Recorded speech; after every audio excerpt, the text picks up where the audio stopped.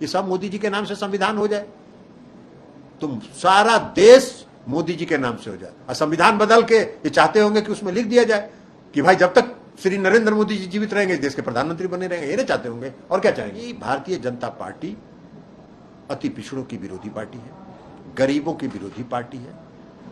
कौन तरह का केंद्र की सरकार है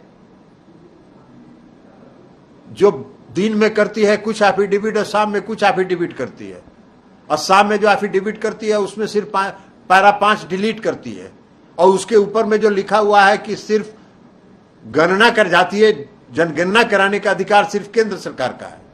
अब जिस केंद्र की सरकार को जनगणना में, जातीय गणना में, जाति आधारित गणना में, सर्वे में अंतर नहीं पता हो, उसका क्या? सुशील मोदी जी की पार्टी जाति आधारित गणना जो बिहार में हो रही है उसका विरोध करने के मामले में मजिस्ट्रेट चेकिंग में पकड़ा गए और बुरी तरह ये फंस गए। और इनके इस एक्शन ने यह साबित कर दिया है कि भारतीय जनता पार्टी अति पिछड़ों की विरोधी पार्टी है, गरीबों की विरोधी पार्टी है। समाज में कोई काम अगर किया जाए उत्थान के लिए, डाटा कलेक्ट किया जाए तो वो उसके विरोधी पार्टी है। आरक्षण की विरोधी पार्टी है। 2015 में मोहन भागवत जी ने क्या कहा था? आरक्षण का विरोध किया था कि आरक्षण पर पुनर्विचार किया जाए। अब अभी इनके जो प्रधानमंत्री के जो आर्थिक सलाहकार हैं, क्या नाम है उनका, विवेक देबूराय कह रहे हैं संविधान को बदल देना चाहिए। कौन टाइप का काम कर रहे हैं?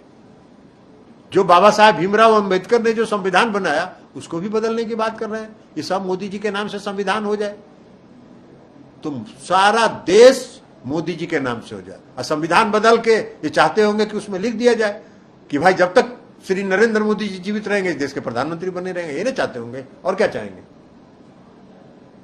ऐसा कहीं होता है? लोकतंत्र है, इसी को लोकतंत्र आप कहते हैं।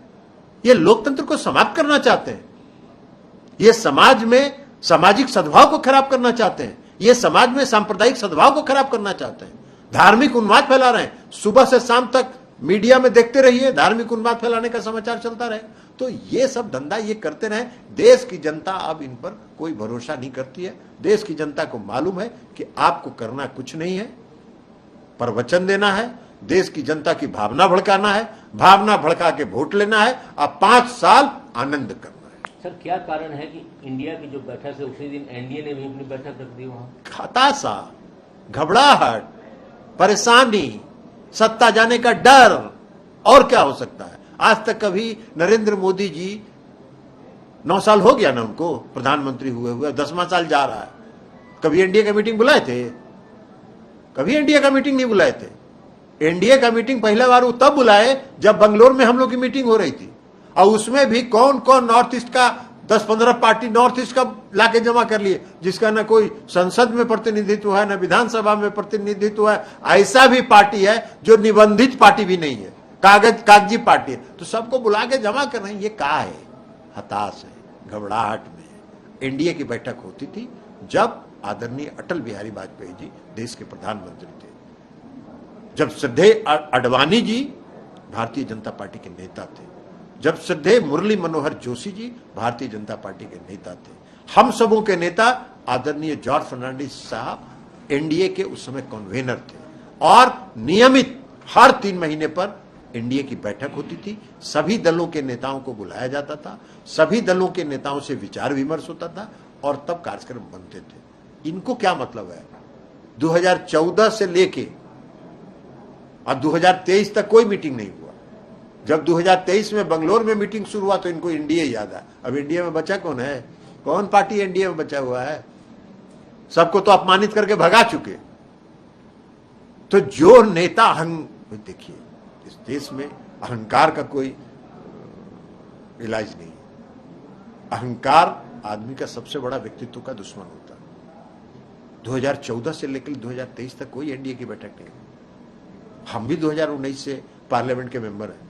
2019 से लेकर 2023 तक कोई बैठक नहीं हुई, कभी बैठक भी नहीं हुई, कभी चर्चा भी नहीं हुई, प्रधानमंत्री जी का कभी दीदार भी नहीं हुआ।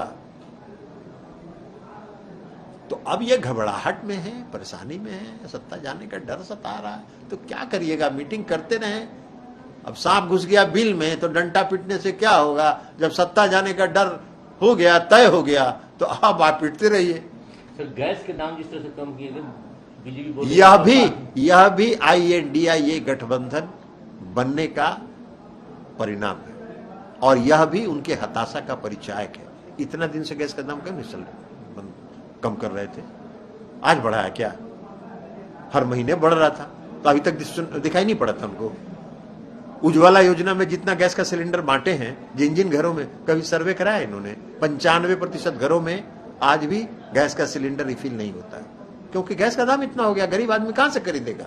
अभी बना दिए, घटा दिए, चुनाव हो जाएगा 2024 में, अगर कहीं आ गए सत्ता में, सोच रहे होंगे तो फिर 600 बढ़ा देंगे। इनका तो ये काम ही है, चुनाव के पहले वादा करना, चुनाव के बाद जुमला घोषित करना।